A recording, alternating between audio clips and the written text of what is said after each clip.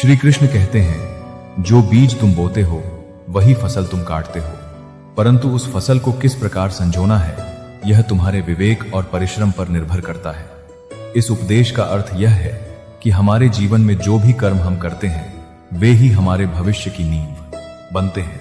यह कर्म चाहे अच्छे हों या बुरे, उनका फल हमें अवश्य भोगना पड़ता है, लेकिन उस फल को किस दृष्टि से देखना है और उससे आगे कैसे बढ़ना है यह पूरी तरह हमारी सोच और मेहनत पर टिका होता है।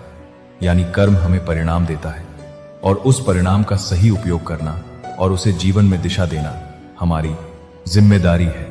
कई लोग केवल अपने अच्छे कर्मों पर भरोसा करते हैं और यह मान बैठते हैं कि जो भी उन्होंने किया है उसका फल अपने आप उनके जीवन को सुखी और समृद्ध बना देगा।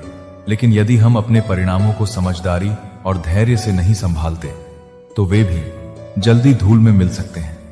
उदाहरण के लिए मान लीजिए किसी किसान ने अपने खेत में बहुत परिश्रम करके अच्छी फसल उगाई।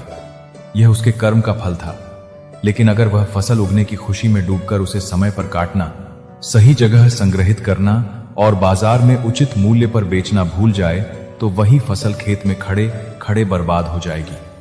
वहीं दूसरी तरफ जो किसान पूरी सतर्कता के साथ अपनी फसल को काटता है, सुरक्षित रखता है और समझदारी से उसका उपयोग करता है, वही अपनी मेहनत का पूरा लाभ उठाता है। इसे एक और सरल उदाहरण से समझें। मान लीजिए एक बढ़ई को अच्छी लकड़ी भी मिल गई और काम करने के लिए सही औजार भी मिल गए। यह तो उसके कर्म का प्रतिफल था, लेकिन अगर वह उस लकड़ी को धूप और बारिश से बचाकर नहीं रखता या औजारों की देखभाल नहीं करता तो सारी मेहनत बेकार हो जाती है। वहीं जो बढ़ई पूरी लगन और चतुराई से अपने साधनों को संभाल कर रखता है, वही अपनी कारीगरी से टिकाऊ और सुंदर वस्तुएं बनाता है। इसका अर्थ यह भी है कि जीवन में जो भी परिणाम हमारे सामने आते हैं वे हमारी परख करते हैं। केवल अच्छा कर्म करना ही पर्याप्त नहीं है, यह देखना भी अनिवार्य है कि हम उसके फल को सही दिशा दे पा रहे हैं या नहीं। यही विवेक और परिश्रम का महत्व है।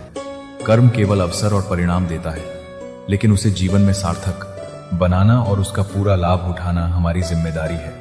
कभी कभी लोग अपनी उपलब्धियों को केवल अपने भाग्य का खेल मान लेते हैं और उन्हें संवारना भूल जाते हैं। परिणाम स्वरूप वही उपलब्धि उनके जीवन से धीरे धीरे दूर होती चली जाती है। दूसरी ओर जो लोग विवेक और परिश्रम से अपने परिणामों का सही उपयोग करते हैं वे जीवन में स्थायी सुख और संतोष प्राप्त करते हैं। इस उपदेश का सबसे बड़ा संदेश यह है कि जीवन में मिलने वाले फलों को केवल पाने का सपना ना देखें, बल्कि उन्हें संवारने और सही दिशा में उपयोग करने की जिम्मेदारी भी लें।